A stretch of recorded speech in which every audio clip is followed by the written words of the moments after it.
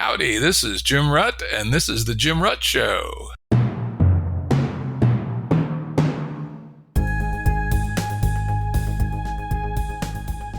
Listeners have asked us to provide pointers to some of the resources we talk about on the show. We now have links to books and articles referenced in recent podcasts that are available on our website. We also offer full transcripts. Go to jimruttshow.com. That's jimruttshow.com. Today's guests, this should be an interesting convo, are Malcolm and Simone Collins. Welcome. Hello, it's wonderful to be here with you today. Hi. Howdy, howdy. Why don't you tell us, the listeners, just very briefly, 30 seconds, your background. Simone, why don't you go first? Sure. Malcolm and I are pro-natalist advocates internationally. I'm running for office in Pennsylvania for state rep. We are authors, primarily Malcolm, I edit, of the Pragmatist Guide series. That's the Pragmatist's Guide to Life, to relationships, to sexuality, to governance, and to crafting religion. And for work, we work in private equity because none of those other things pay. But he has a graduate degree from Stanford and MBA. I have a master's in technology policy from Cambridge, and we are very passionate weirdos about a variety of weird things that we talk about on our podcast, Based Camp. Malcolm, what did I miss? Well, we're like publicly known as the elite couple breeding to save mankind. We're those weirdos. Like every time some weirdo couple goes viral for having kids, that's probably us, or telling people they need to care about fertility rates. But I'd say that our core area of focus these days is on cultural evolution and sort of trying to predict where things are going. Yes, it sounds quite close to one of our regular guests, Robin Hanson. We've talked about cultural evolution with him multiple times. We've also talked about him about the fertility crisis, etc. So today we're not going to talk. I didn't read any of your books, though in the future I'd like to read both Governance and Crafting Religion. Maybe have you guys back. Those are both topics at which I have a lot of opinions about. I'll read your book first. I won't just spew my shit, but I think those would be fun topics to talk about if you guys are willing. I could talk about that forever. We're now getting our own religion registered with the IRS. All right. That's good stuff. You're familiar with John Vervaeke and his concept of the religion that's not a religion? Like our religion can be thought of as sort of a mirror of John Vervaeke's, where it's attempting to solve many of the same problems, except we go very hard against the mystic ideas. Like we're a very anti-mystical religion, and he goes very hard into the mystic ideas. One of the theories that we've had recently is that all of the world's worship systems can really be broken down into one of three core religions, but which three core religion you worship doesn't matter like what you call yourself. Like you can call yourself a Catholic and end up worshiping any of these three groups, with the three core religious systems being polytheism, mysticism, and monotheism. Like for example, if you're a Catholic and you're worshiping saints and you believe in like a Dante's Divine Comedy, like complicated heavenly cosmology and like, all of this stuff, that's basically polytheism. You can call it something else, but it's functionally polytheism. And I would argue that John Vervaeke's project is really sort of the core and pure manifestation of the mystic tradition. Cool. We'll talk about that on another podcast, but today we're going to talk about pronatalism and fertility rates and stuff like that. So, as most of our listeners would know, maybe not the general public, there's a worldwide trend, since when? The 60s, I guess, of gradually lowering fertility rates. Actually, not since the 60s. It's started, and this is really interesting, and it's why everybody is sort of missing what's happening. The lowering fertility started at the Industrial Revolution. It just started to go below replacement rate in a few countries in the 60s. Right. So a lot of people sort of argue, we saw demographic collapse start when women got educated or women left the house or women entered the workforce, when really it's when men left the house. It was way earlier. Interesting. Yeah, when I think back to the family tree, you go back far enough and there's Rutts with 13 kids and stuff like that. Though my mother was from a family of 9 and my father from a family of 6, so it wasn't that far back that the fertility rate was still high. But yeah, I think that's probably a good point. It's been going on since some time a ways back. When did the first country get below fertility? Do you guys know? So hold on, it gets even more interesting than that. You might not know this, but in 1930, half of the countries in Europe were below replacement rate. The fertility collapse had reached a catastrophic level when the World Wars started, and it was during the World Wars you had this huge explosion in fertility rates, which really basically saved the world about 100 years. So it started a long time ago, and it got to a critical level before then. We have an episode where we go big into why the baby boom really happened. The baby boom seems to have predominantly happened for two reasons. If you go through all the studies, the big one was more babies surviving. That was like the big thing that caused the baby boom, just changes in medical technology. And then the second big one was people have more kids when their lives have been threatened. So there was a great study on this, and they've seen a lot of people die. So if you look, because you can get really good controls with tsunamis. You know, I can look at a tsunami hit an area and then compare it to a culturally similar area that wasn't hit by a tsunami, an economically similar area, and you'll see an explosion in fertility rates where the tsunami hit. So today we are at a point where there are now many countries below replacement rate. In fact, in the West, most of the countries are below replacement rate. And there's quite a few countries that are at disastrously low rates, like South Korea, Singapore, Taiwan, Greece, Italy, Spain, I think. I mean, those romantic Spaniards, what the hell? They stick it in the wrong hole or what? What the fuck's going on there, right?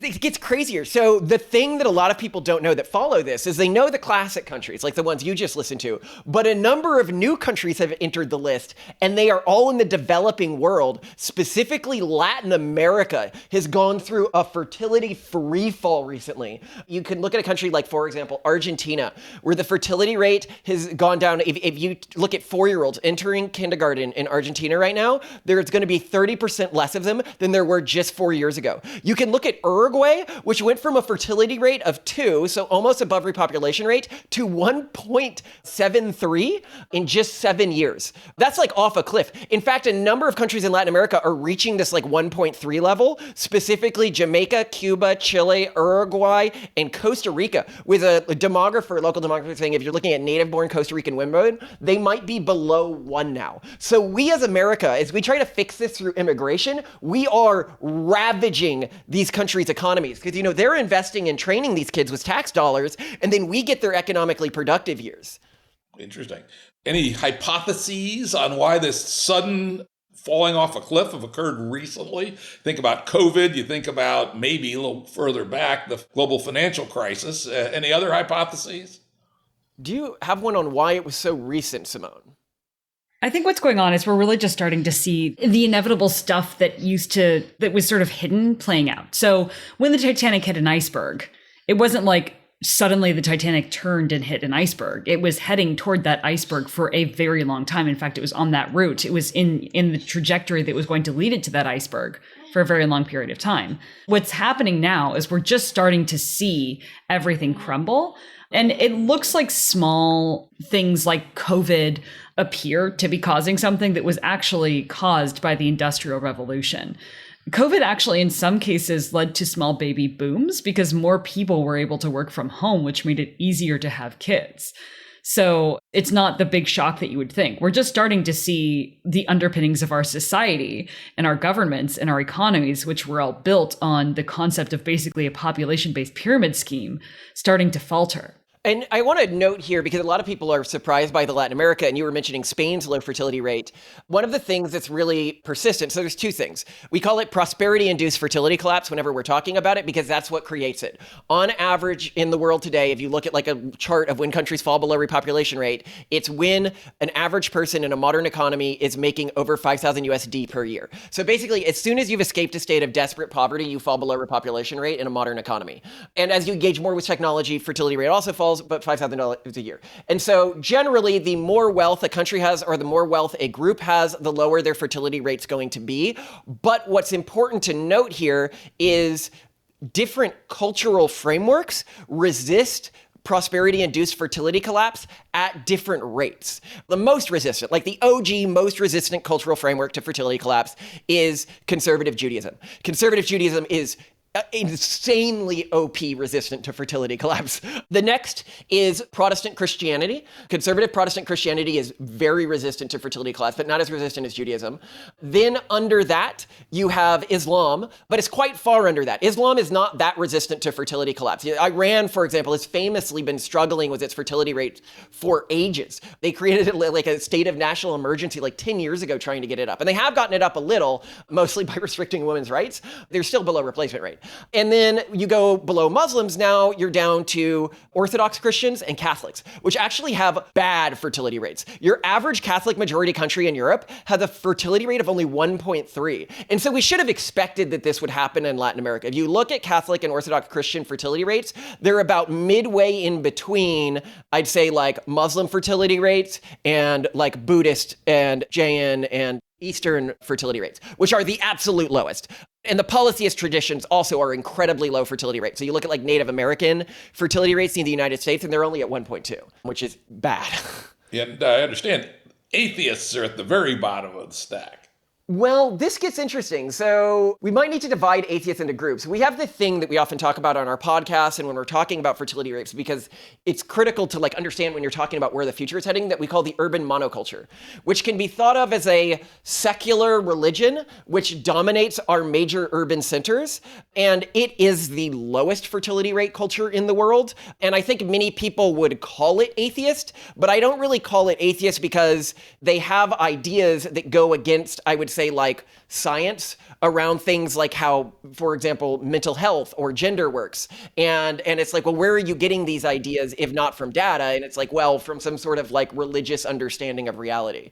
And this culture is really important in fertility collapse because now it's come to be represented by the majority of like mainstream progressive views across cultures are sort of representing this urban monoculture. And people will say, oh, the urban monoculture isn't one cultural group. And so I'm like, okay, if I go to like in the United States, like a far progressive Catholic or far progressive Muslim or a far progressive Jew, and I'm like, and a far progressive atheist, and I'm like, what are your views on like people's roles in marriage? What are your views on how you should raise kids? What are your views on gender roles? What are your views on sexuality? What are your views on how we should relate to the environment? What are your views on the broader cosmology? What are your views on what it means to be a good person? They're gonna have exactly the same answers. But if I go to conservatives of all those faiths and I ask the same question, they're gonna have radically different answers. It's because the urban monoculture allows you to keep a nominal cultural identity so long as you completely ideologically conform, but the urban monoculture is a new thing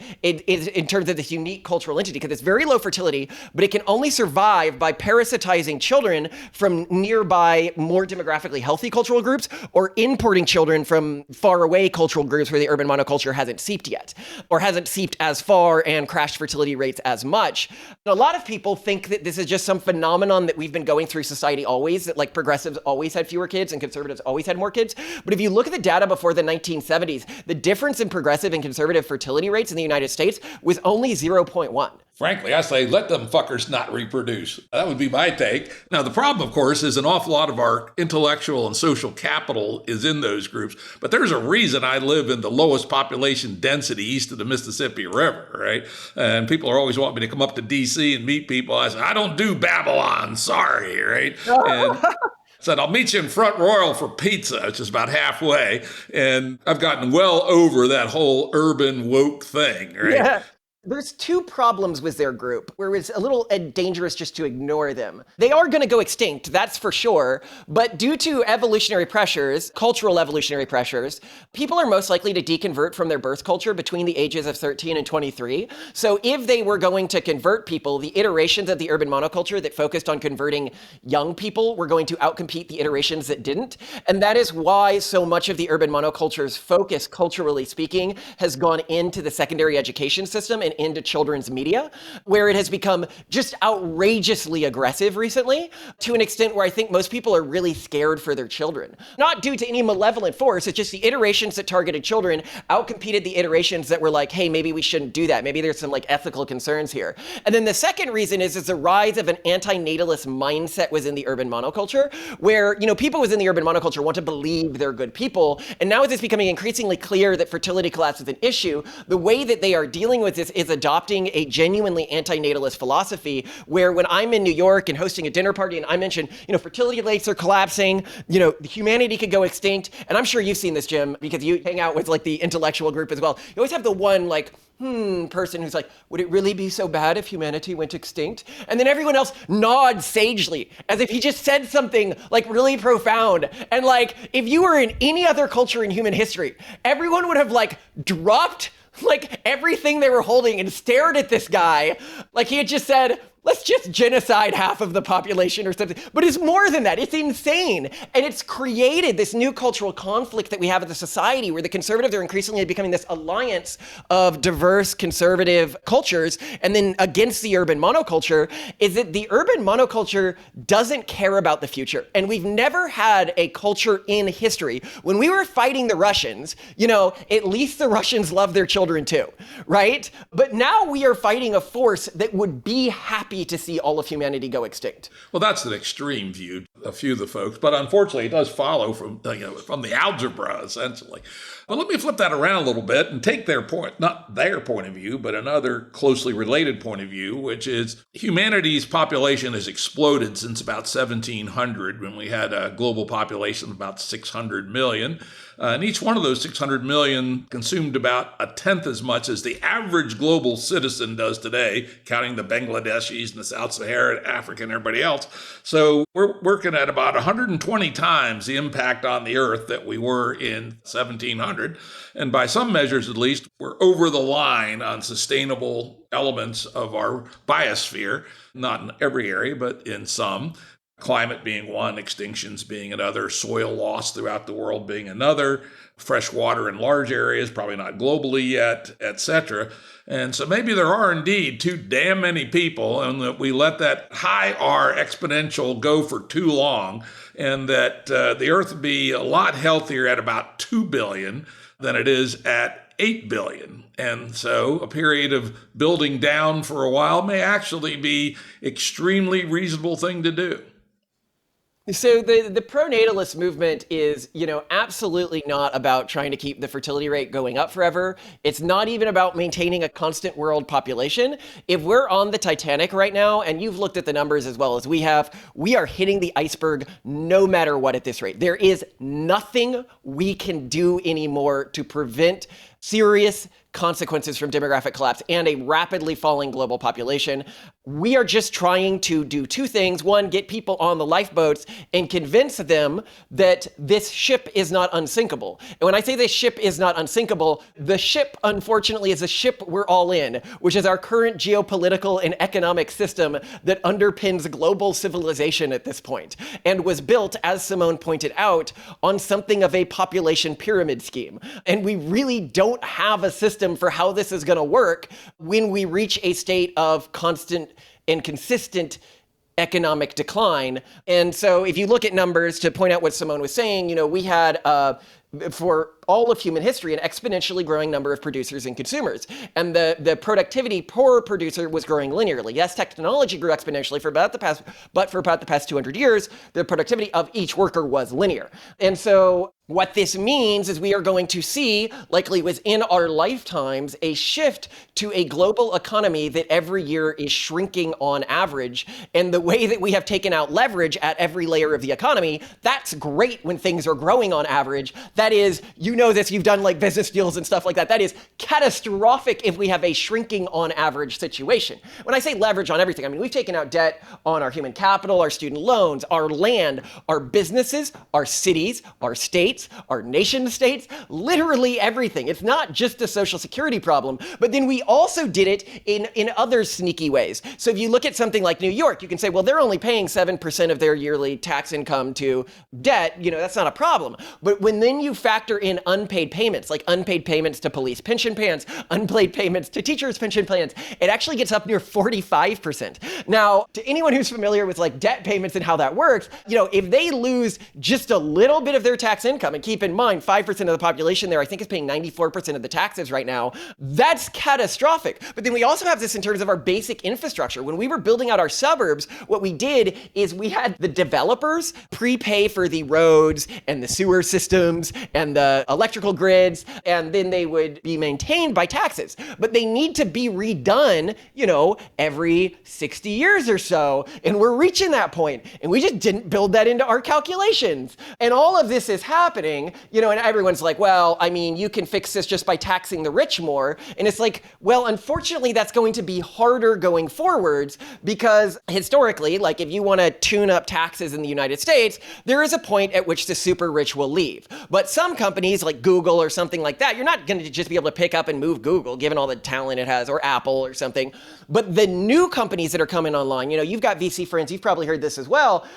They're different from companies in the past. It's like 3 super smart guys in the United States, an outsourced team of like maybe 30 other people, and then all the rest is AI agents. And that means that these new concentrated sources of wealth are going to be super mobile and super attuned to a government being like, well, I'll take what you have, which really changes a lot of the economic game. So you have 2 big economic changes happening at the same time: an ultra wealth concentration that will be created by AI at the same time as a global economic collapse. But it also something to note when we talk about free falling fertility rates intrinsically rise or decline logarithmically. It's just, the bunny problem, right? Because you're dealing with multiples. And a lot of people just aren't good at thinking in terms of like exponentials and what it really means to have a low fertility rate. So you can look at something like South Korea's current fertility rate, which is like 0.8 around. That means for every 100 South Koreans, there's going to be around 6 great-grandchildren. And people can be like, oh, maybe it will like level off. Well, unfortunately, just this last year, it went down 11.5%. And they're like, well, maybe the governments will get serious and sink money into this. They've sent $300 billion into this. Hungary spent 5% of its GDP trying to fix this, and its fertility rate rose less than its neighbors. France had a 7% fall in its fertility rate this last year, and it spends around 4% of its GDP on pro-natalist policies. Like, we don't know how to fix this at this point. And then people are like, wait, why are you so worried? Look at the UN statistics. They don't show a rapidly falling fertility rate. And I'm like, the UN has their fucking in their butt, okay, in their tushy. Because remember how I was talking about the rapidly falling Latin American fertility rate? So Latin America in 2019 went below replacement rate. And the UN sends a team there. They're like, oh, we'll do a little like demographic experiment, try to predict where they're going to be. And they said, well, don't worry, because in the second half of this century, they will stabilize at a fertility rate of 1.75. I think it was almost every single country in their data set except for one, and you can read a good article on this in America's Quarterly called Latin America's Fertility is Accelerating and No One Knows Why. Almost every of the major countries they were looking at has already, just 5 years later, fallen below the fertility rate they said it would stabilize at the second half of this century. They are actively misleading the public in their calculations. If you ask millennials, do you plan to have kids? Around half or more, depending on the data you're looking at, are saying, I don't plan to have kids. That number used to be 80%. Realized fertility rate is way below expected fertility rate. In the United States, we have a fertility rate of like 1.6, but a desired fertility rate of around 2.7. If we're now going to half of people planning to have no kids, the fertility rate's going to fall off a cliff like no one has ever seen. And then you can look at rates of religiosity, the number one correlator to high fertility rates. And if you look at Gen Alpha in isolation, their religiosity is logarithmically off a cliff here. Sorry, I went on a rant. It's all good stuff. I'm going to push back on a couple of items here. Okay. One, the debt overhang. Regular listeners to my show know I don't give a shit about debt because we can just wipe it out. It's a total fiction. And the great debt jubilee will solve that problem. And oh, by the way, it destroys no wealth whatsoever. Wealth is things like factories, human knowledge, land, buildings. Wealth is not those little scribbles in the electronic ledger. Fuck that one. We can deal with that one, no problem. The other is this idea of this mobile, high-tech AI wealth. Well, one, most of it, who gives a fuck if TikTok went away or Facebook? It's just bullshit. We don't need it. And in fact, I would say it's net value subtracted from human well-being. And the AI revolution, on the other hand, is going to have some wonderful benefits, but those benefits are very easy to propagate. It's going to be extraordinarily difficult for people to landlock the benefits that come from AI. Think of the open source world, just slightly behind the big companies, and it's accelerating. And so I think that the financial stuff, if we're smart and have the balls to do the big debt jubilee and the big reset, we can get out of. The new tech wealth, most of it, I'd be glad if it went fuck away, right? It has no impact on anything. No one's going to starve if TikTok, Facebook, WhatsApp, all that shit disappeared. In fact, I bet our global productivity go up because people will be spending less time, chasing stupid ass shit and getting their dopamine drip. Same is true for, games, all that stuff. Went away, makes no impact at all on humanity's trajectory to the future, except possibly positive. So those things I don't care about at all. On the other hand, the pyramid scheme is real. We will have to, think, we've assumed, for instance, this scheme of transfer payments from the working young to the retired old, right? I just got my Social Security, so I'm picking your pockets, you young folks. I waited to the last possible, to my maximum age where I could file for it. But this idea of abstract adults being paid for via this abstract financial flow is extremely new. Until recently, where did old farts like me do? We live with our kids. We embarrassed the hell out of them and annoyed the hell out of them. And that's probably what we'll go back to. And in fact, that's still the practice in at least the poorer of the countries around the world. And again, will the world end if I have to move back in with my daughter? No, it might annoy her, it might annoy me, but we'll figure it out. I think that a lot of these things are grossly overstated in terms of their downsides, and humans are pretty adaptable. We've gone from 1700, where we were all living in dirt floors, no windows, sick half the time because of the smoke from our leaky fireplaces, 50% of kids dying by the age of 5, to the modern world of big, dumb, and happy in 300 years. We can move not back, but we can move to a different place that's quite radically different than where we are today as adaptations to this change. That would at least be my strongly stated and weakly held pushback. I largely agree with you on many of these points, but the more we learn, the more we see that things are just so much worse than we thought. It's not just a matter of, okay, well, who's going to pay for retirees and elderly people as they enjoy their final years? When we created a series of guides to parents, for example, through pronatalist.org, our pronatalist nonprofit, to show them, well, here are the resources in your state that are available to parents based on various factors. It's kind of amazing and humbling how much parents at or near the poverty level can have supported and do have supported. Their kids are fed, their kids get medical care, their kids get free childcare. And these are people who are quite dependent on these services now. And these are young parents and these are children. This is not just old people who are dependent on social services that will not be properly funded if we don't figure out this pyramid scheme problem.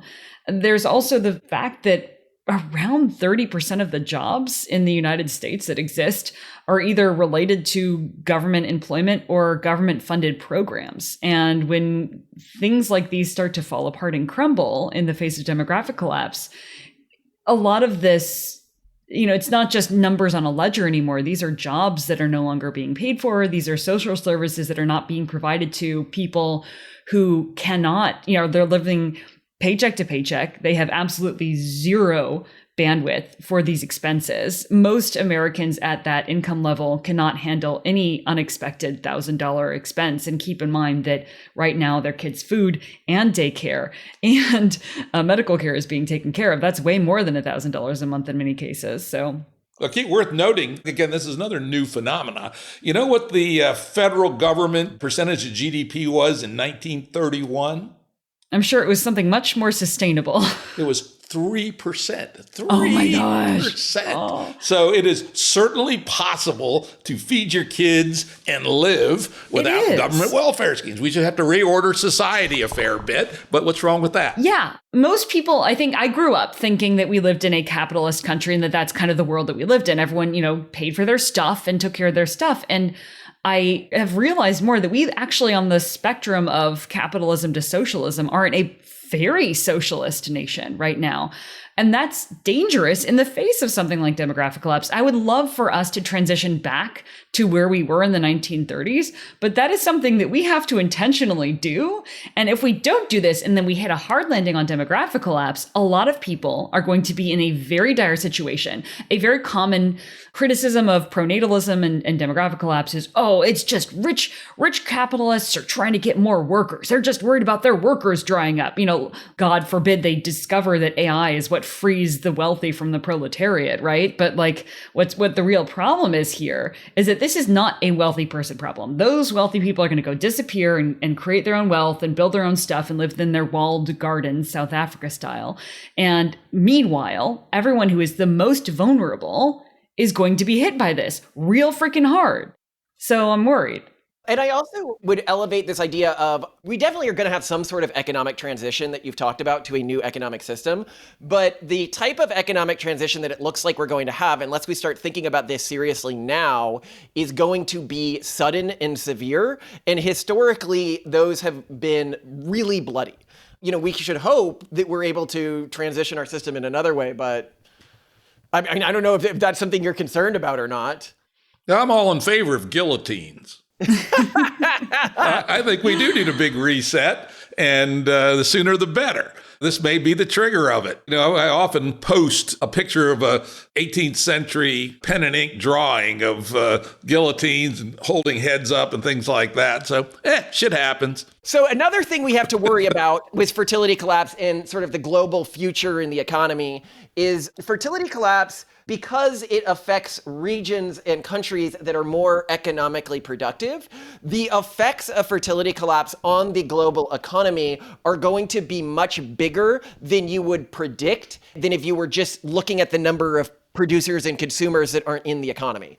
For example, if you look at the global economy, it's the countries that are producing the most, that are the biggest share of the world's GDP, that are going to be the biggest hit by this. But then it's the regions within those countries that are the most hit by this. So like in the United States, the regions that are going to be most hit are like San Francisco and Manhattan, for example. Good! Good, but here's the problem. I hate the urban monoculture. I see it as an existential threat to the human condition. However, it has been good at capturing the most potentially productive individuals in our society. And we did an episode. Put them to work on shit like advertising, popular culture, law, finance. It's all goddamn. But it doesn't just do that. It's parasitism. Now, how many clothes are made in New York anymore? Zero. Well, how many anything's made in San Francisco? Zero. If they all went away, we wouldn't even notice. I mean, to a certain extent, yes. But I think that what the word that Malcolm uses to describe this isn't parasitism, it's parasitoidism. That is to say, like, it's a parasitoid. It is literally killing its victim. And the problem with the urban monoculture isn't just that it's taking the best and the brightest. It's that it's taking the best and the brightest and it's sterilizing them.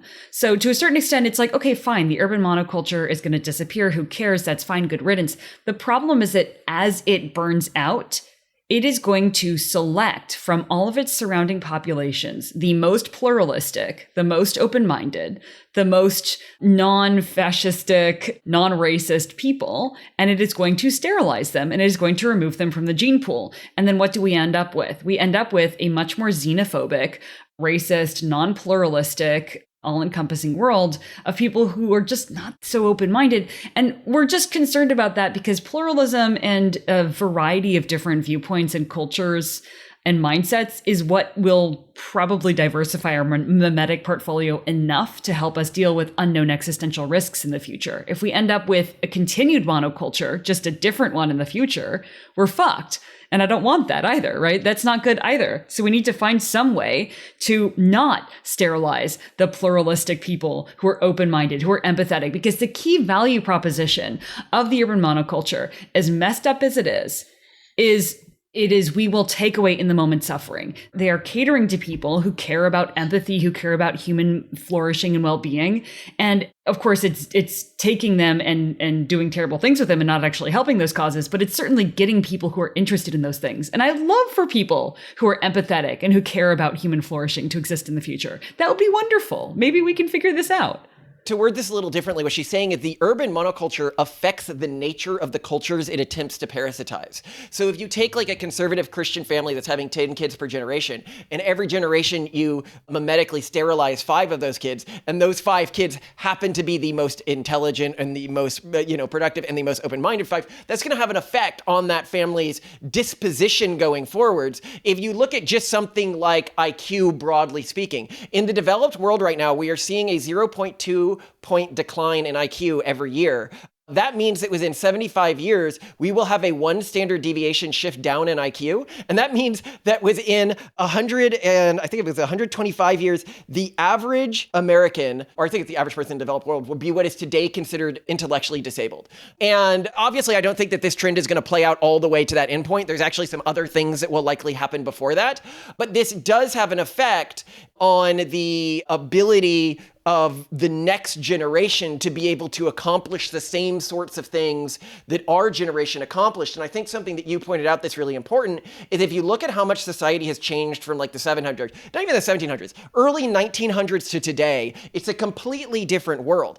And I think when we talk about a transformation of the world's economic and socio-political order, a lot of people have this assumption of that just can't happen. And it's like, but that's what always happens. Exactly. People think it can't happen, but the amount of things that can happen is way bigger than people and have happened. Oh, the downsides that you gave, a lot of them are within the box of incremental thinking. Oh yeah, we'll be fucked by the federal debt. Yes. We'll be fucked by the pension overpromises. Yes. But those are all invented by humans. They can all be changed, right? It is an interesting point that one of the distressing dynamics here is the sucking in of the best and brightest into parasitism. Few things piss me off worse than seeing really smart people go into finance or law, right? Go, what the fuck, right? Why aren't they becoming scientists or doctors or the world's greatest organic farmers or building wonderful factories or writing wonderful novels, doing something instead of just being parasites? But unfortunately, game A, the game where the whole world is driven by short-term money-on-money return, produces a vortex and a status game that sucks naive people into it and grinds them down. If that game ends, good. Just think about how much less IQ you will need if you don't have this bizarre-ass game of management consulting and Wall Street and law firms and intellectual property lawsuits. It's just useless shit. That's probably consuming 75% of our top 2% of IQ. So maybe you only need 25% of them. Maybe. I also wanted to elaborate on what Simone was talking about the nature of the urban monoculture and sort of how it works. Because a lot of people, when they think about what we're talking about here, they think we're talking about some natural evolution of what like Democrats were in the 90s. And it is a totally new cultural unit that lures people in using totally new promises and systems. So if you look at what was happening in the 90s, while they might have been wrongheaded in how they went about it, the goal of what the Democrats were trying to achieve was some degree of equality. The urban monoculture doesn't care about equality at all. It cares about, as Simone said, a removal of in-the-moment pain. This is why you see things like the HAES movement, the healthy at every size movement, which is like trying to shut down research showing that being fat is unhealthy, because yes, it might help that person overall in their life, but it causes in-the-moment emotional pain. This is why you have the fentanyl handouts on the streets. I mean, obviously, the wealthy people are able to get their kids in treatment, and it's the poor people who are suffering from that, but it removes in-the-moment emotional pain. This is why you have California removing testing from its school system. Wealthy kids are still going to SAT testing. That increases inequality, but removes in-the-moment emotional pain. And this is fundamentally what trigger warnings are. Trigger warnings are saying, I can't deal with any negative stimuli. We went viral once for practicing light corporal discipline with our children, and the media was like, oh my God, how could they do this? If you look at the most recent studies, like parental punishment, don't throw the baby out with the bathwater in 2023, largely they show it's beneficial to kids. And what we're seeing here, and what we're seeing in the total mental collapse of the urban monoculture, is because in trying to enter this culture that says you will feel no pain, you will feel no negative stimuli, you will get to do whatever you want that gives you pleasure, whatever you want to do it, and you will be affirmed for believing whatever you want to believe about yourself, people become hypersensitized to negative stimuli. And even slight negative stimuli cause depression and anxiety cascades. The CDC, this was a few years ago, it did a poll to look at unaliving oneself rates in American high schools, and it found that 1 in 4 girls had created a plan to unalive themselves on any given year, not over the course of their childhood. If you want to talk about unaliving attempts, it was over 1 in 10 kids every year. This is catastrophic mental health issues. And it has made things a little bit easier for my generation. When I was growing up, the urban monoculture looked fun. You know, it was like, oh, I can, live a life of austerity and discipline, of industry, or I can go party and do whatever I want whenever I want, right?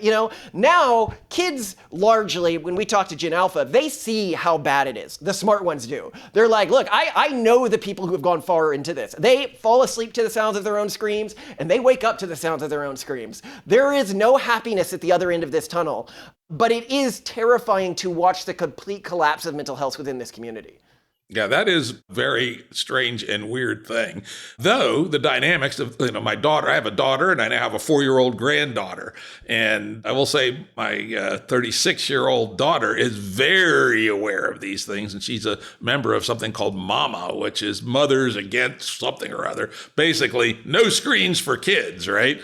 And as we know, the Silicon Valley lords don't let their kids have screens, right? At least they're extremely limited. So we're going to see a differential. Now, to your other point, though, about the Borg sucking in the talent, the big problem is those who stick with the more traditional and normal values, unfortunately, tend to be the party of stupid, right? They also believe in, revealed religion and don't believe in evolution and believe in UFOs and all that kind of crapola. It was only 20 years ago, less than 20 years ago, that the Republicans no longer got a majority of those with 4-year college degrees. Traditionally, the Republican Party had always been the party of the well-educated. Now it's much more the party of the stupid.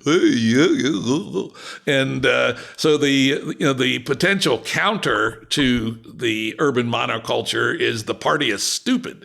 How do we work that problem? So I would argue that this is actually working itself out right now. So if you go to the 90s, the Republican Party was primarily an alliance of 2 groups. It was a theocratic faction and a big business faction. Like in the 90s, the big business guy was always like a Republican. Like if you were like a McKinsey guy, classic Republican. Today, I don't even know if McKinsey would hire me because I'm publicly a Republican. Like that's how far that alliance broke up. And what ended up happening is as the business left this alliance, they were no longer able to win elections anymore.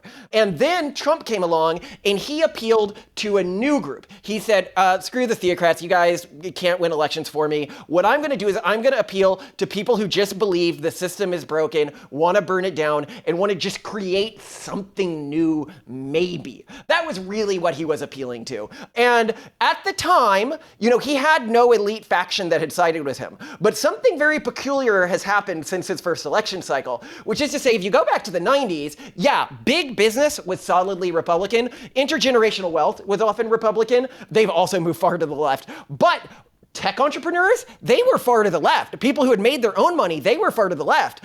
Now, the tech entrepreneurs, they're moving far to the right because they have seen the Trump's core base. It's not the deep south of the old Republican Party. If you actually look at voters, it's greater Appalachia, right? It sees the tech elite. It sees in this group, and this is what is meant by the new right. When people talk about this new right group, it sees that they actually have an alliance with this group and that this group values much of what they value.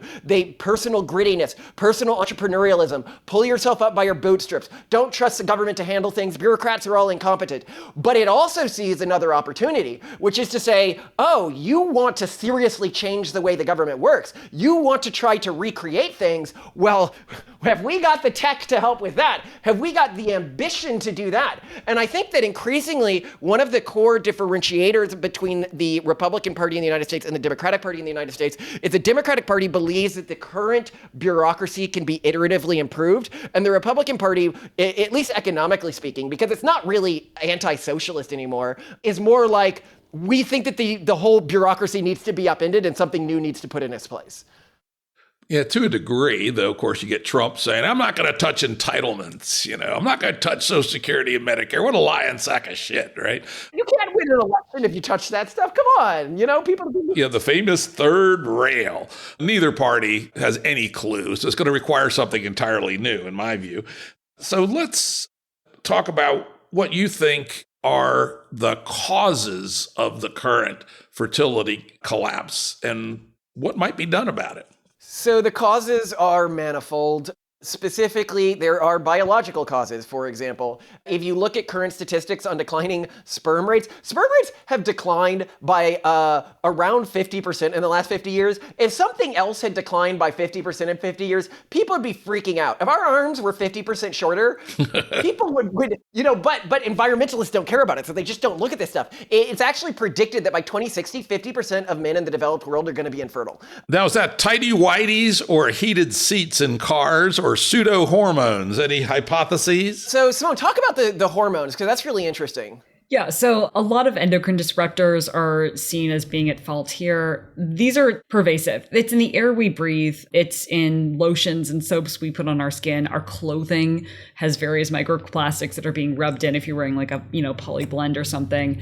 And then, of course, our food. The TIDES study. Yes, so there's these awesome longitudinal studies. It's called the TIDES studies, TIDES, that looked at the level of endocrine disruptors in the blood of pregnant women in their first trimesters, because that's a really key developmental stage for a baby.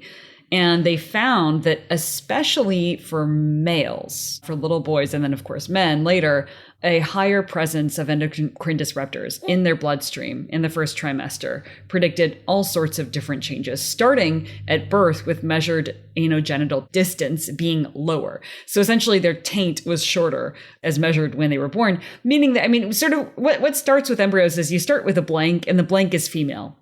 And what happens with various hormones throughout pregnancy is then the male becomes male from female. So basically they're becoming less male over time, and that we would expect to affect fertility. It is even affecting things like behavior. So the TIDES studies also found that as these babies grew up and became kids, at post-toddler stages, boys who had higher levels of first trimester endocrine disruptors had more, we'll say, less gender dimorphic play. They weren't playing as much like boys, they were playing more like girls. And so who knows how much this has been affecting our existing populations and certainly will affect our future populations. This is something, if you hang out like in online circles of young people these days, especially like what used to be the red pill community, if your audience is familiar with that at all, where there used to be like this pickup community that was like, men aren't being treated fairly, we're not getting enough sex, this is how we can get more sex. The way that community has transformed in Gen Alpha has been really interesting, because Gen Alpha males just don't have a high sex drive. And they don't feel this same, like, we're not getting, they're just like, what's the point in interacting with women? They're all crazy. And we're like, well, sex, right? Like, you want sex, right? And they're like, take it or leave it. I'm like, I did not feel take it or leave it when I was 18. Like, what has happened to you people? You sound like an old fart already, and you're pretty young. Right. And well, things are changing. Humans are biologically changing. Yes. Okay. When we look at things like the, explosion in trans rates and stuff like this, part of this might just be pollution. I do think that there is a social contagion faction here, but if the studies are correct, we are actually producing a generation of men that are not fully gender differentiated, and we can't avoid this stuff. It's everywhere. It's in the air we breathe. We need to build cultures that can work with it. So yes, 1, biology. 2, economic cost. It is very inexpensive. This isn't a problem if you're not very wealthy in America, but if you are middle class or wealthy in America, it's actually very expensive to have a kid, which is the interesting thing of how much the cost of raising children rises as soon as you achieve any degree of economic security in the United States.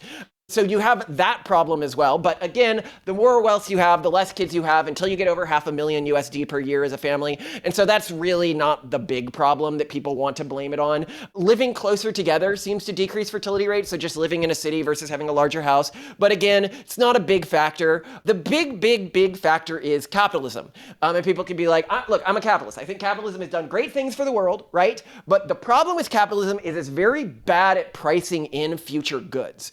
And so capitalism basically divides every person's life into two segments. There is a segment that is of immediate utility to the capitalist system, i.e. it's producing something that people will pay for, something of immediate value, hopefully productive value, and then everything else. And that everything else is the person's leisure time, but also the person's family time. And family time is in part work. And so it has found a way to pay organically the individuals who are of the highest utility to that capitalist system, or at least that it believes are of the highest utility to it, more money to not spend time on that second half of life, leisure and family. And so that's why you're not seeing kids. But also the structure of modern families has become a problem because people don't really know what to go back to and what works. One of the core failures of the reaction to falling fertility rates and a reaction to the urban monoculture is a lot of people forgot their ancestral traditions.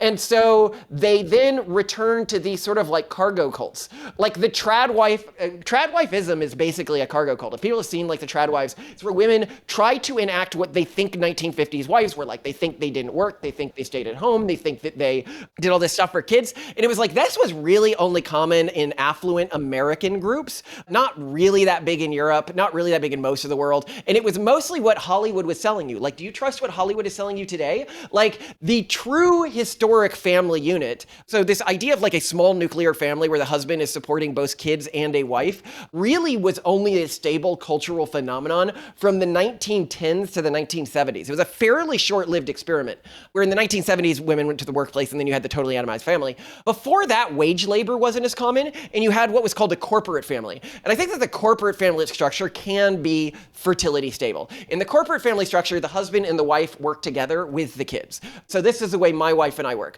But then there's other family structures that did work historically as well that people can try. A really powerful one I call a sword and shield model. This is what the Vikings used, but a lot of other people used it, where one partner works to secure a steady income stream, and then the other partner does high risk, high reward opportunities. So like the wife would stay and work the farm and the husband would go a Viking, and the high risk, high reward would be probabilistic, but it could raise the family status, whereas the other one would provide subsistence. And I've seen a lot of families that seem to be functioning using these models. But the problem is we just don't have these. People are like, it's like they found a bunch of ads from our time, like 100 years from now, and tried to recreate our culture.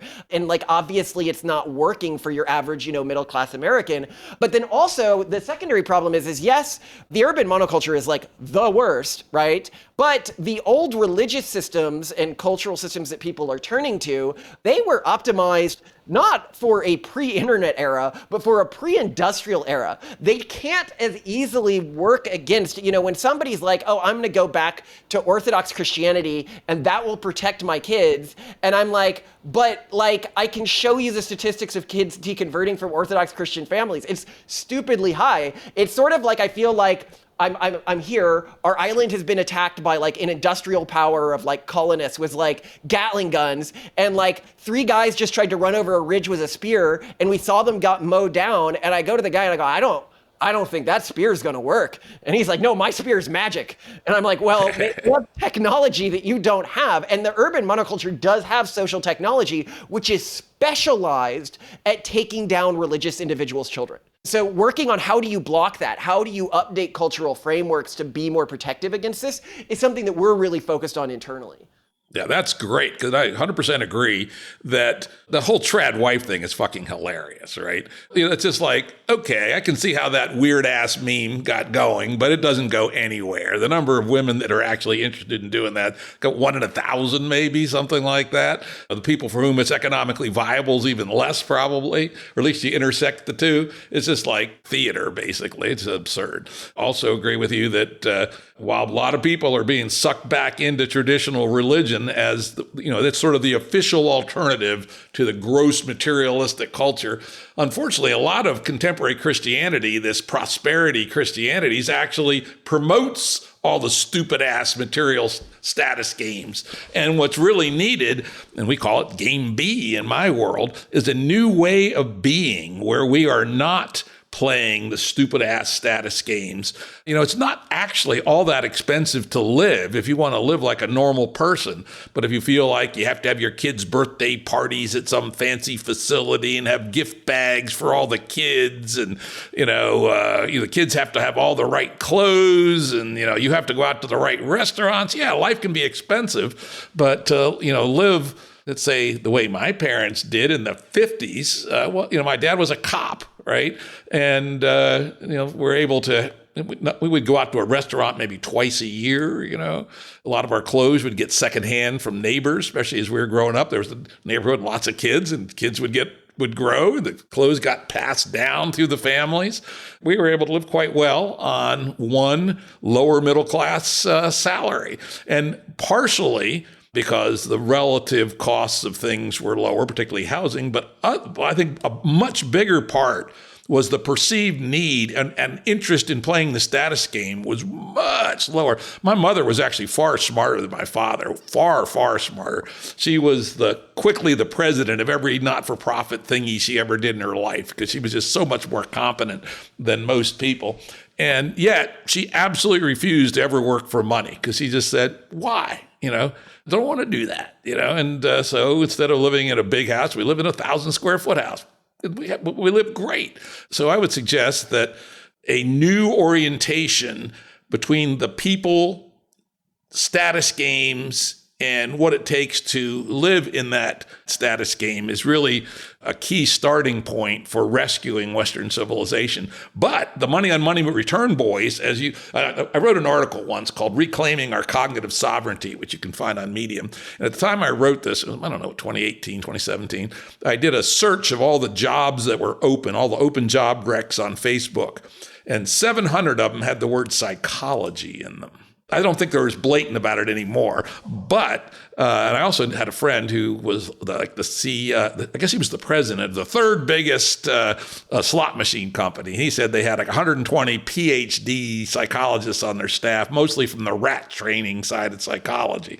And so, the money on money return engine is now developed pretty damn deep psychological insights, with, of course, TikTok being the most extreme example of how to implant all these things in your head that you don't actually need, but you feel unhappy if you don't have. So tell me how you get out of that damn box. So, Simone, can you do your rant about how kids are treated these days? I think it's insane, just like you say, how we raised kids now as though they are retired billionaires. They are being chauffeured to their various sporting events, and they are being given special tutors and teachers for every little thing. And they have brand new clothes, and they have these birthday parties with all these favors and decorations. It is insane.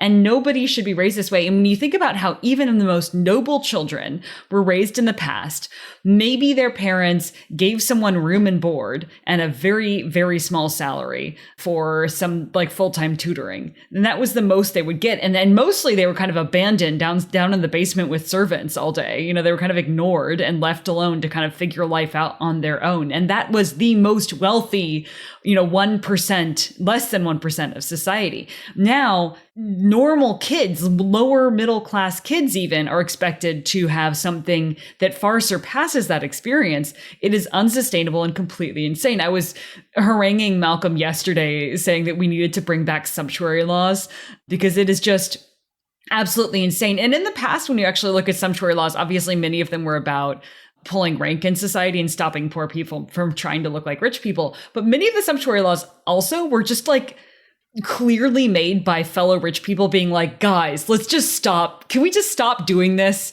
Yeah, the arms race problem, as we call in the Game B world, the multipolar trap problem. Yes. So you have to respond to the other guy's move or you lose out in some strategic way. And so there were literally sumptuary laws of let's agree to not have smooth logs on our funeral pyres in ancient Rome. So this is just too friggin' expensive. Or can we please just limit the diversity of our banquet meals and the number of people we can invite because these parties parties are out of hand and I just can't afford it anymore. And I feel what I was arguing yesterday to Malcolm as we were having a conversation just amongst the two of us was that like, I think that each culture, kind of like Mormons do, should impose its own sumptuary laws of like, well, we just don't buy branded things. We don't do birthday parties like this. We don't do brand new clothes for kids. We do used clothes only. Mormons, for example, have general rules around, well, you don't go into debt unless it's for an education, a house, or a car. But we would say you don't go into debt unless it's literally for a used car or maybe a house, but certainly not a college education even. So, I mean, I just feel like we totally need to have a reset on this. We need to nuke our current standards.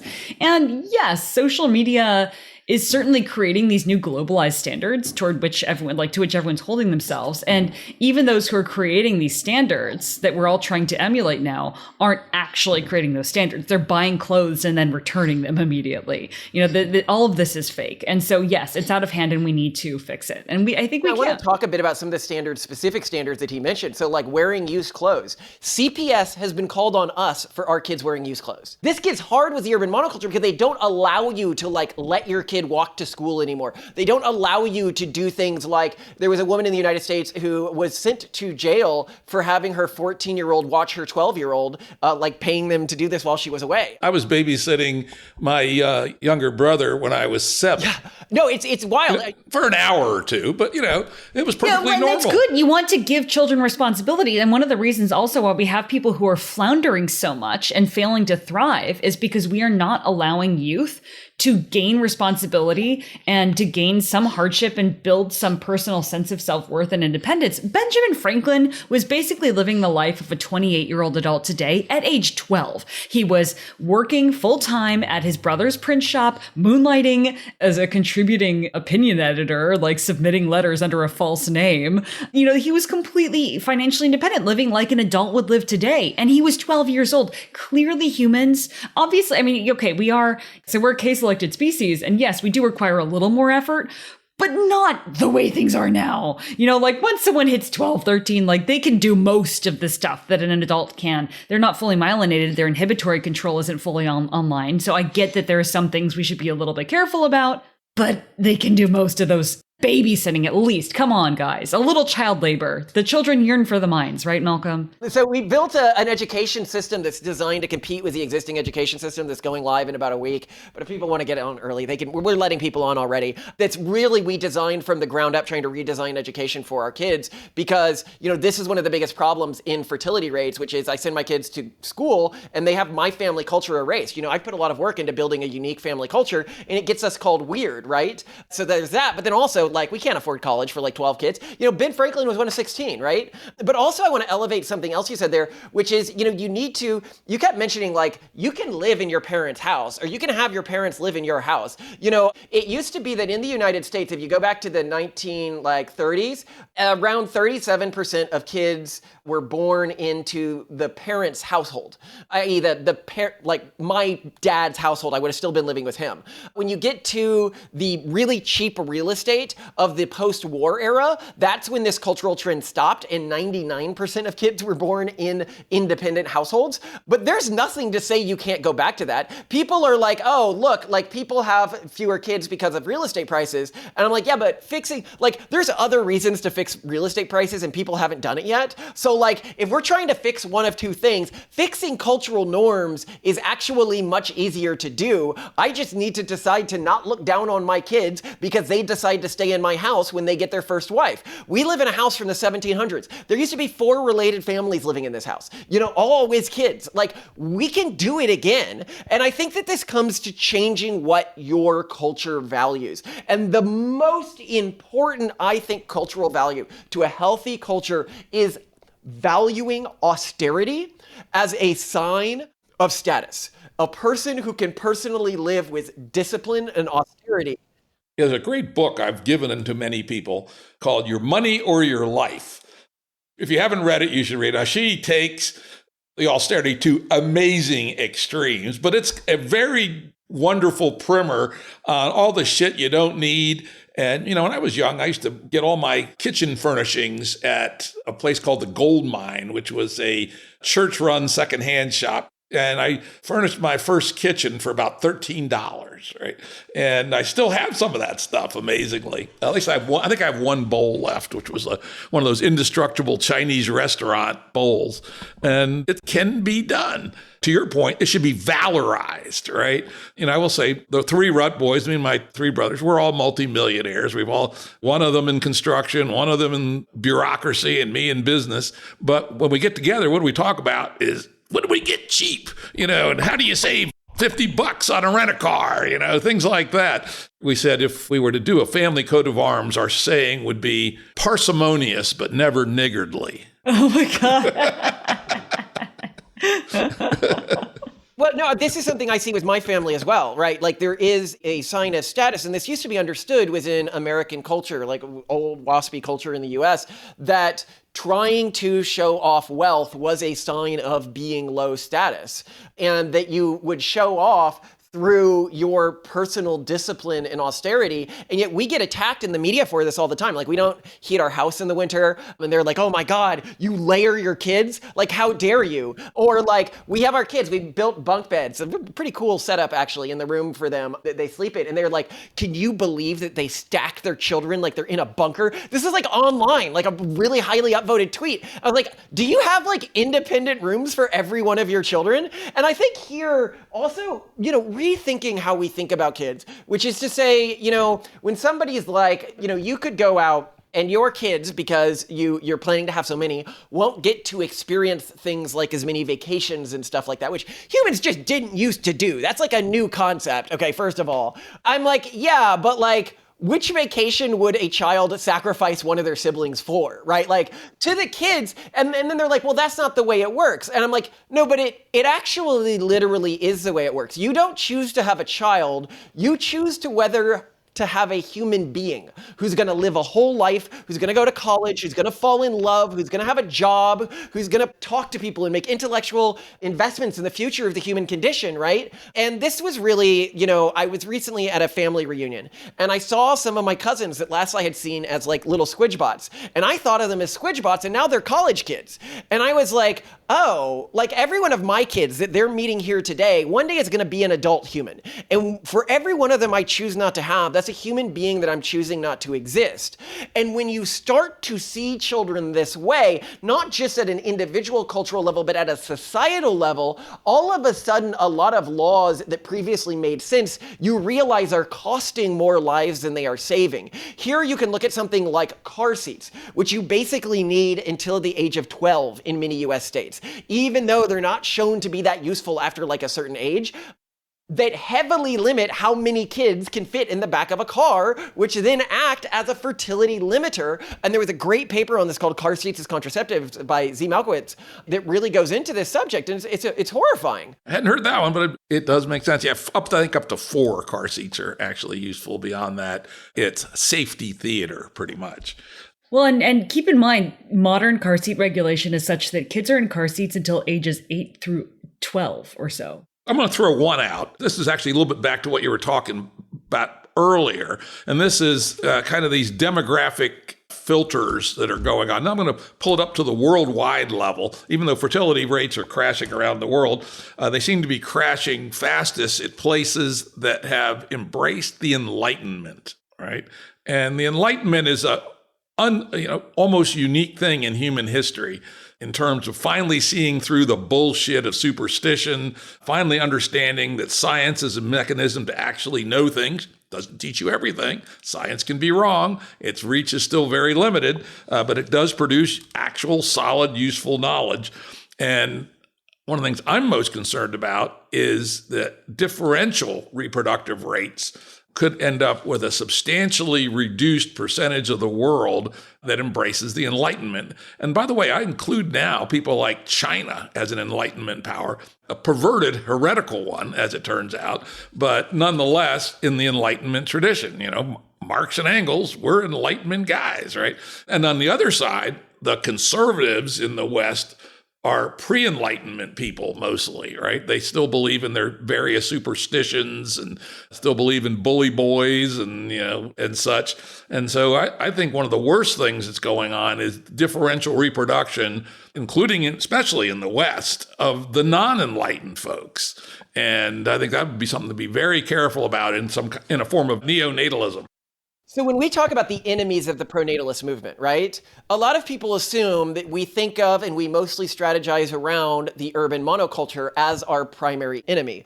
But the urban monoculture is, at the end of the day, feckless. Like, I would be scared if it was competent, but it's not competent. It is astoundingly incompetent. And it is just not a real threat. It's eventually going to die out on its own. It'll do some damage to the cultures around it, but it is not a long-term threat to human civilization.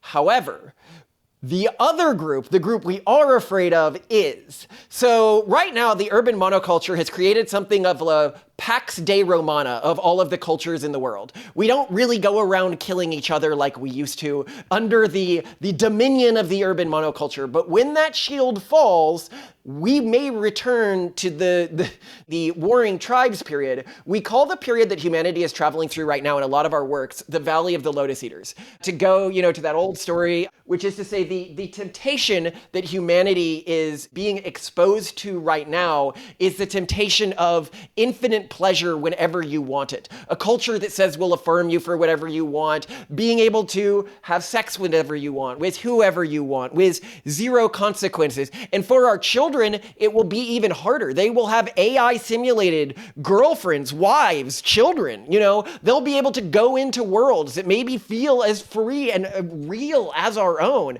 Being able to, I guess the word I would use is spiritually or mentally steel yourself against this is very difficult. And there are two paths through the Valley of the Lotus Eaters. One path is to take hot irons and blind yourself, to not see the temptation. And this is a path, a cultural phenomenon that has convergently evolved in many cultures around the world. This is to disengage from technology, adopt cultural practices which lower your group's economic potential because that increases your fertility rate, and adopt an incredibly xenophobic attitude of outsiders, basically seeing yourself as better than outsiders, which reduces the rate to which your children interact with outsiders and thus increases intergenerational fidelity of cultural transfer. This has proven to be a very, very, very successful cultural strategy. And we see it in, some Christian groups, some Jewish groups, some Muslim groups. You see it all over the world, right?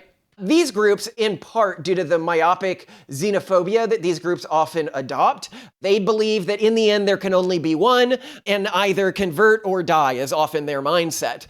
And that is, I believe, who my children will be fighting against. And it will not be the psychological warfare of the urban monoculture, it will be literal warfare. And I think we're already seeing a conflict of one of these two groups, whereas the other pathway through the Valley of the Lotus Eaters is personal spiritual discipline, personal austerity, technological engagement, and pluralism. And I think we can already see conflict between two groups that represent this right now in the conflict in Israel at the moment, where, one of these groups is Highlandering it, and the other group is trying to move to some sort of technophilic, pluralistic future. And conflicts like that are going to be everywhere in the world in the generation of my children and their grandchildren. And we need to ensure that they have the technology and the networks and the alliances to survive that world. And that's what we're trying to build with the pronatalist movement, is sort of an alliance of different hypotheses of how to get through fertility collapse. Because every culture that might get through fertility collapse is a hypothesis about how that might be done. So you have absolutely identified a real phenomenon, and I believe that this real phenomenon shows where our true long-term enemy is, and that will try to kill me or my children. Yeah, it's an interesting problem where people who you might nominally think of as on your side are actually your worst enemies.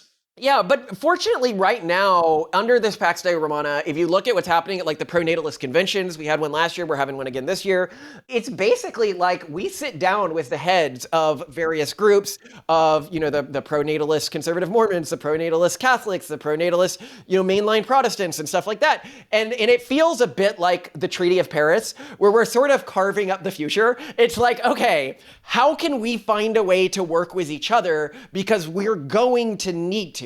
Fortunately for us, I mean, most of these groups, if there's like, who are these people who you're afraid of? For most of the conservative, slightly xenophobic groups in the United States, you can just point to the Muslims and you're like, because they're very loud and big in the Muslim community. That's where you have the largest of this particular strategy that has been tried most purely in things like ISIS and stuff like that. And they recognize that that is a long-term threat.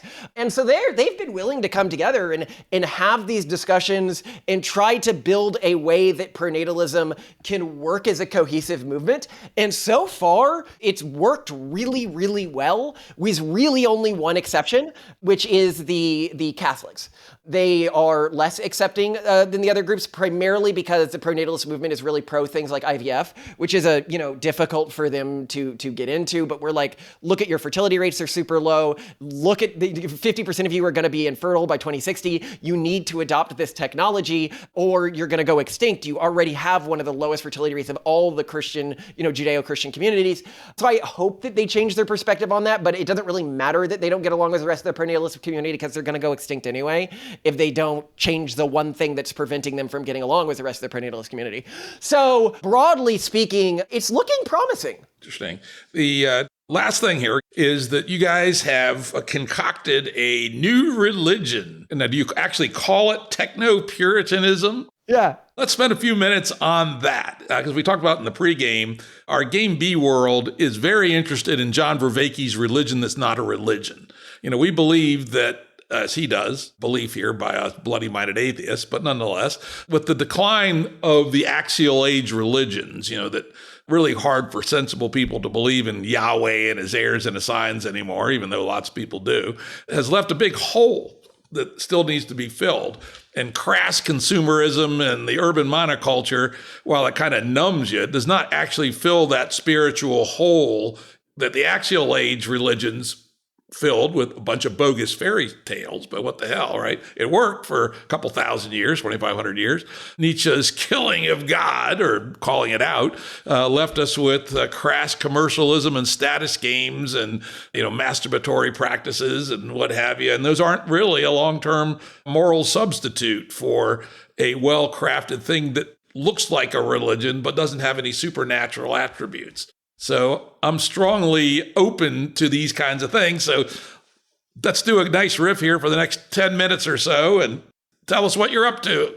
So essentially, it seems pretty clear that for mental health reasons and stuff like that, humans co-evolved with religion and appear to need some sort of religious structural framework. And so when we were thinking how we were going to raise our kids, I was like, but my kids are part me. Like, they're going to call BS. I was raised an atheist, right? But like, I know why my dad called BS on religion. He couldn't get over the Noah's Ark story. And I know that if he had tried to raise me in his religion, I would have called BS on the Noah's Ark story. I would have said there's just no way they can fit. And if they were using magic, why didn't they say they were using magic? And if it was embryos, like, why not say that he was going like Jurassic Park?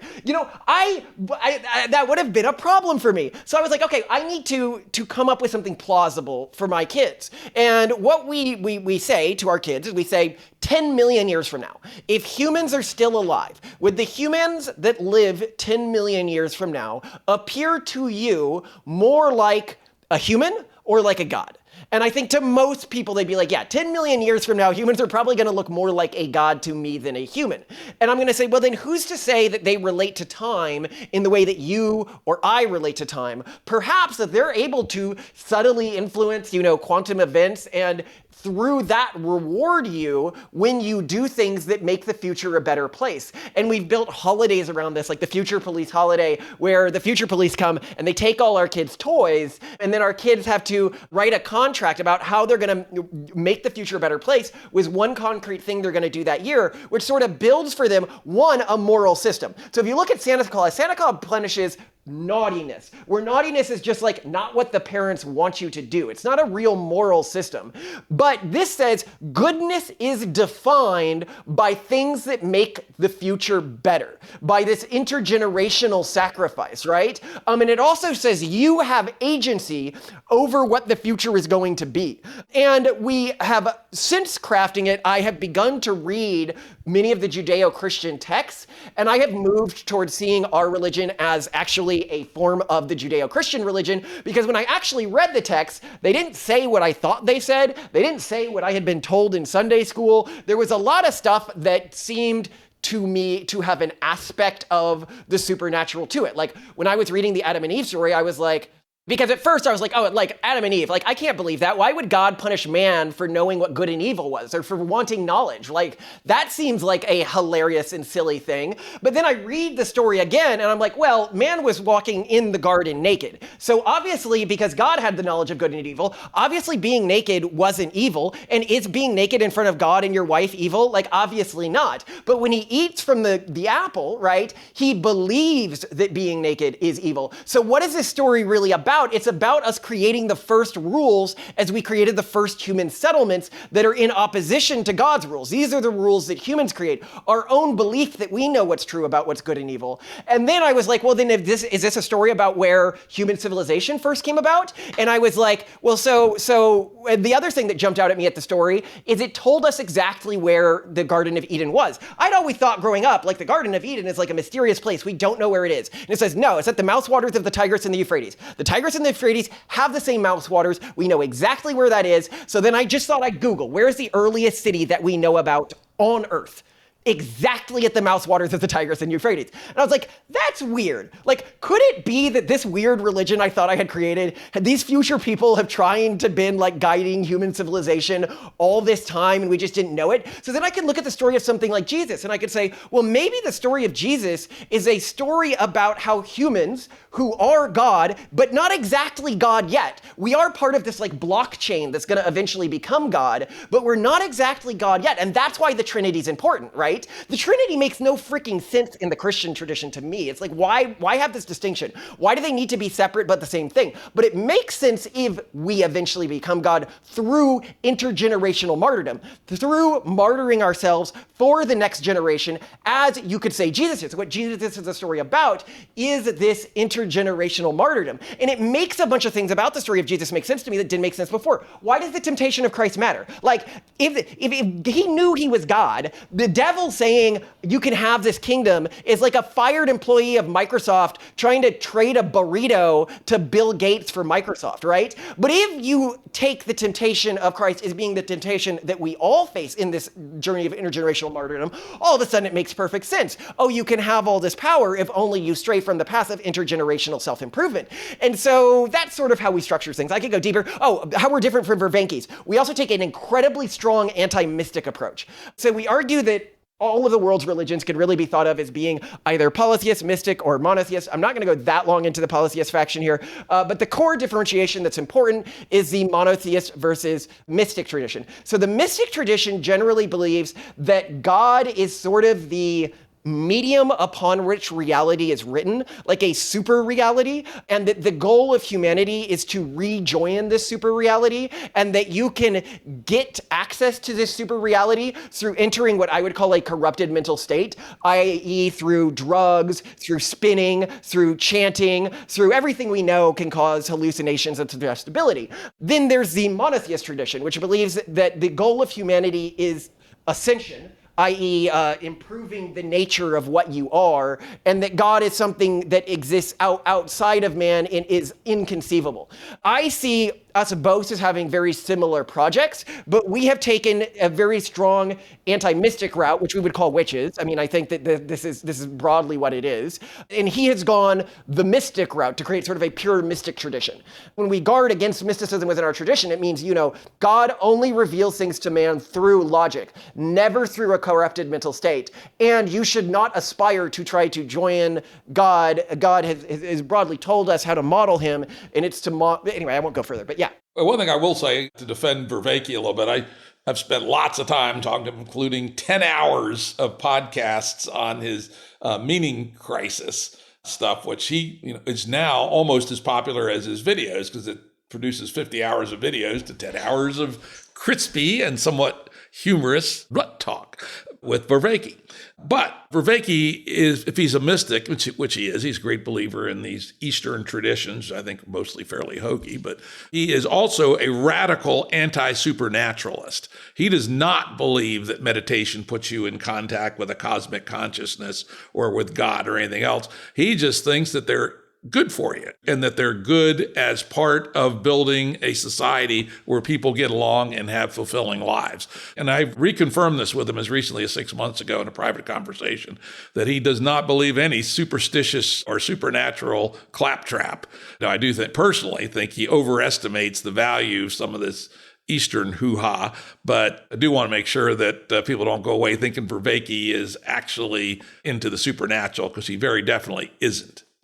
Yeah, I should further clarify. He's a mystic, but not a supernaturalist mystic, in the same way that we are like religious extremists, but not supernatural religious extremists. Here's a question. If you had been raised in a tradition like this, do you think you would have left it growing up? No. Well, let me think about this. I was raised a Catholic, and after spending 2 weeks in the library during the summer break between 6th and 7th grade and reading all about the world's religions, I concluded they were all false and were invented by humans for the purposes of controlling other humans. And today I would say I would have a little bit more of an evolutionary spin on that, is that they evolved such that some of them were actually just concocted, but others kind of evolved their way to being control mechanisms. So I would always be suspicious of any religion that was trying to control me and control other people. And of course, at that point, I was reading vociferously in science books and had been for about 3 years, including college-level science books and such. And so I said, we don't need all this superstitious horseshit to explain the world, right? We actually know a moderate amount about the world. We're learning more very rapidly, so don't need that. If something I could stick with, if I were who I had been at that age, would be something that was explicitly not supernatural, did not claim to explain the material world, but was essentially an ethical system that we had some reason to believe made sense towards, to your point, making the future a better place. Well, so something you might find fun that I didn't mention about it is we have this system called the index. And the way this works is we tell our kids, like we keep a recording of all of our practices, as does anyone else in the religion who wants to marry into it or something like that. All the practices you were raised with, and then the outcomes of those practices. And you add to this and you pass it on to the next generation. And the idea is because we believe in intergenerational improvement and intergenerational revelation, the idea is that our kids are not tasked with following our religion exactly. They are tasked with trying to create a version of it that's better than whatever we came up with, as judged by their own children judging their childhood, or judging the way their childhood affected them as adults, because they're going to be judged through this intergenerational chain. Because what we're trying to do is, in the same way that like capitalism utilizes human greed to keep people productive, we try to utilize youthful rebellion and thinking you're better than your parents to keep them in the system as sort of a competitive mechanism. We'll see if it works. I like that, though Robin Hanson would warn that you're going to get a lot of cultural drift and a lot of it will be towards the bad. And the good thing about religion is it has got a higher viscosity, right? So that it's less amenable to crazy ass shit like the urban monoculture. Traditional religion does resist that. And so I'd be a little concerned about dialing the viscosity down too much. It's an interesting design question. How much viscosity should your religion have with respect to intergenerational transfer? But I do like that aspect of it. This is what we would say to that. So if you look across the religions, because this is an interesting question, like why are Catholic fertility rates crashing? It appears, because if you're looking at Catholic or Mormon groups, they've had some problems with fertility recently as well, that the more deontological a group approaches its religion, the lower its fertility rate is in a modern context. Whereas the more consequentialist, actually like trying to have an active conversation every generation about what's actually true, the higher their fertility rates are going to be. And I think that this is actually the core thing that's changed in the era of social media, is that the deontological system stopped working. The other thing I wanted to touch on was your view of like what religion is. We talk a lot about this in the Pragmatist Guide to Crafting Religion, but what we argue is religion religions should be thought of as something different from a general meme, as Hawkins would call it. We call them cultivars, which is to say it's a special type of meme that primarily spreads itself by augmenting the fitness of the individual it has affected. And by fitness, I mean biological fitness. So if you look at religions, like this is how religions figured out things like hand washing, literally centuries before science did, because the groups that practiced that had more surviving offspring. But it's also why most religions, if you look at any like widely practiced, widely spread religion in the world, will have prohibitions against things like gay sex, because it lowers fertility rates and leads to disease, which, may cause some like negative externalities in modern times and stuff like that. But it's how, one of the things that we really note, like in terms of like augmenting individual fitness, is that every long-lived religious tradition in the world that has been successful has some arbitrary self-denial ritual, whether it's Lent or Ramadan or Feast of the Firstborn. And now we know that this was likely strengthening the pathways in our prefrontal cortex that are meant to inhibit like snowballing thoughts. And we run the math in our book that basically shows that religions don't actually spread through conversions that much. They mostly spread through augmenting the fitness of the individuals they have infected, which makes them very different from general memes. And it's why us as humans, as a co-evolving layer, we had sort of this evolving software layer, which was our religious layer, and then we had the hardware, and the religious layer could evolve faster than the hardware, and because of that, it made a bunch of adaptions, and when we ripped it out, it was very much like a Chesterton's fence, where we didn't realize the full psychological consequences of doing that. It was part of our body. It was like we had been integrated as like a cybernetic thing, like we were a Borg person, and somebody just ripped out the Borg eye, and like part of the person's brain started falling out. Like, that was integrated, man. Anyway. Speaking of which, a book I really like, I'm going to have to reach out to this guy, maybe get him on my podcast, that you would find, I think, very interesting. It's called The Rise of Christianity, How the Obscure Marginal Jesus Movement Became the Dominant Force in the Western World in a Few Centuries, by Rodney Stark. And he takes a almost purely demographic perspective, about the roles of women, the ban on birth control and abortion, much greater mutual care during plagues and stuff. And he's a quantitative sociologist. And he basically says, 300 years, here's the math, 40% increase every decade, pure math. 30% of the Roman Empire was Christian by the time it tipped with Constantine. And so it was inevitable. It's actually extremely interesting. His day job is he is a professor of the propagation of cults. And so he has all kinds of data on how crackpot religious cults propagate and decline. And he also confirms it in that case too, and in Mormonism as well. Exterior conversion's small, but it's important. And he quotes something from somebody he knows high up in the Mormon church that says, they estimate about 1 in 1,000 of the people that the kids that knock on doors all the time peddling Mormonism talk to will convert, maybe less. But once you get a convert, the propagation through their social network is outrageously effective, like maybe as high as 20%. That's really interesting. Yeah, we suspect that in Mormonism, the core purpose of the mission, that the core time when people deconvert is that young age. And different cultures have taken different solutions to it, like your teenage years, right? And Mormonism basically takes the time when somebody's most likely to deconvert, and they remove them from all other groups that could be influencing them. They put them next to a Mormon that's basically watching them 24/7. It's basically meant to prevent deconversion during the period of highest deconversion. The problem is it works very poorly in an age of internet and cell phones. And that's why the Mormon church is seeing such a flood out right now. Whereas the opposite of the Mormon strategy is the Rumspringa, the Amish strategy, which is to say, okay, we're going to kick you out into the English world, the world of debauchery, and you can choose that or your lifestyle back home. And it appears that the best strategies against the urban monoculture are the strategies that like hang kids out in front of the urban monoculture and are like, see what it does? You don't want this, come back, instead of to protect them from encountering it. And so, yeah, I try to do that. Another thing I'd note that you were talking about the rise of Christianity is, often people will be like, well, you just need to go back to the old ways, civilization, we might be heading into a dark age now. And I think we probably could be heading into a dark age. We're kind of due for one. And I'm like, yeah, but what happened during the last dark age? If you look at when the Roman Empire was collapsing, you had sort of two spiritual paths. You had one group of people who said we need to go back to the way things used to be, which was the mystery cults. And the mystery cults absolutely exploded near the decline of the Roman Empire at the beginning of that. And then you had another group, which was like this theologically active, very weird, very new group that was coming up with a new way of doing things and having all these councils. And that was a group that became the modern Christians. And so I think theological evolution is part of the Abrahamic tradition. And it's something that I think we can continue to do without betraying that tradition. And a lot of people, they'll be like, Catholics will come to me and they'll be like, well, come on, we've always done things the same way. And I've been like, no, you haven't. Like, your belief that life begins at conception was created by Pope Pius IX.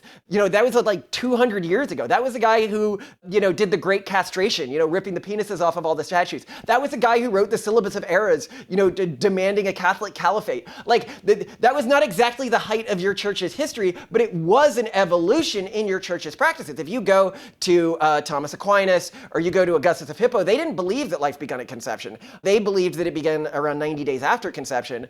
And so your religion has evolved. And if you are holding to that tradition, well, then you must believe that it can evolve again, that this evolution is a continuous process. So I think that it's also important to not just throw out all traditions, but understand that even trapped within the Christian tradition, we see an amber of evolution happen. So you can look at the staff of Moses that people had started to worship in the temple, right? This was a staff he used for that snake miracle, and it had found its way to the temple, and people had started to worship it. And then later in the book, you heard that it had to be broken because it had been worshipped in the temple, and that was a form of idolatry. But it had been in the temple for 500 years or so at that point. Antiquity is not a sign, even within the Christian tradition, that God approves of something.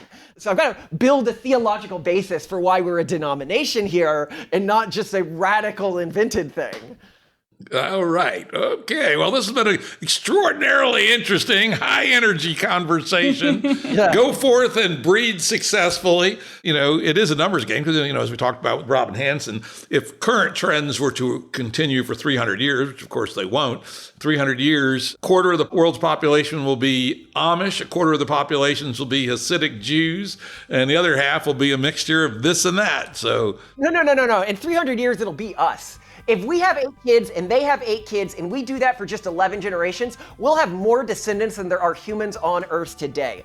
Fertility collapse is the most tractable problem in the world. You just got to decide to play ball. All righty. This has been a whole lot of fun. Audio production and editing by Andrew Blevins Productions. Music by Tom Muller at modernspacemusic.com.